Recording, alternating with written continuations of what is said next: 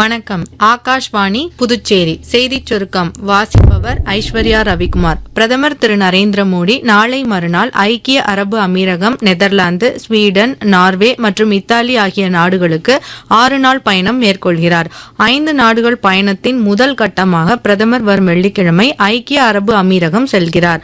அங்கு அவர் அதிபர் திரு ஷேக் முகமது பின் சையத் அல் நஹ்யானை சந்தித்து இருதரப்பு விவகாரங்கள் குறித்தும் எரிசக்தி ஒத்துழைப்பு, பரஸ்பர நலன் சார்ந்த பிராந்திய மற்றும் சர்வதேச விவகாரங்கள் குறித்தும் கருத்துக்களை பரிமாறிக்கொள்கிறார்.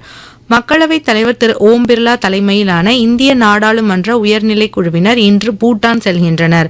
மாநிலங்களவை மற்றும் மக்களவை உறுப்பினர்கள், அதிகாரிகள் உள்ளிட்ட 51 பேர் கொண்ட இந்த குழுவினர் இந்தியா பூட்டான் இடையேயான நல்லுறவை மேலும் வலுப்படுத்தும் வகையில் அந்நாட்டிற்கு செல்ல உள்ளதாக வெளியுறவு அமைச்சகம் தெரிவித்துள்ளது.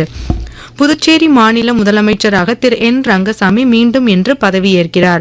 புதுச்சேரி மக்கள் மாளிகையில் இன்று காலை நடைபெறும் நிகழ்ச்சியில் துணைநிலை ஆளுநர் திரு கைலாஷ்நாதன் அவருக்கு பதவி பிரமாணமும் ரகசிய காப்பு உறுதிமொழியும் செய்து வைக்கிறார். மகாராஷ்டிர மாநிலம் ஜாட் மாவட்டத்தில் மத வழிபாட்டிற்காக 300க்கும் மேற்பட்டோர் திரண்டு இருந்த நேரத்தில் பலத்த காற்றுடன் கனமழை பெய்ததால் சுவர் இடிந்து விழுந்த விபத்தில் 6 பேர் உயிரிழந்தனர்.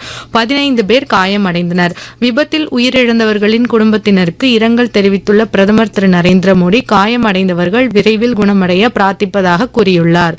தாய்லாந்து ஓபன் சர்வதேச பேட்மிண்டன் போட்டியில் இன்று நடைபெறும் ஒற்றையர் பிரிவுக்கான 32வது சுற்று ஆட்டங்களில் இந்திய வீரர்கள் மற்றும் வீராங்கனைகள் பங்கேற்கின்றனர். உஸ்பெகிஸ்தான் தலைநகர் தஷ்கண்டில் நடைபெற்று வரும் ஆசிய 17 வயதுக்குட்பட்டோருக்கான குத்துச்சண்டை சாம்பியன்ஷிப் போட்டியில் இந்திய வீரர் லக்ஷய் போகத் இறுதிப் போட்டிக்கு முன்னேறியுள்ளார். இதன் மூலம் இந்திய ஆண்கள் அணியில் இறுதிப் போட்டிக்கு தகுதி பெற்ற ஒரே வீரர் என்ற பெருமையை அவர் பெற்றுள்ளார். மேற்கு தொடர்ச்சி மலை மாவட்டங்கள், கடலோர தமிழகத்தில் ஓரிரு இடங்களிலும், புதுவை மற்றும் காரைக்கால் பகுதிகளிலும் இடி மின்னலுடன் கூடிய லேசானது முதல் மிதமான மழை பெய்யக்கூடும் என்று சென்னை வானிலை ஆய்வு மையம் தெரிவித்துள்ளது. இத்துடன் இந்த செய்திச் சுருக்கம் நிறைவு பெறுகிறது.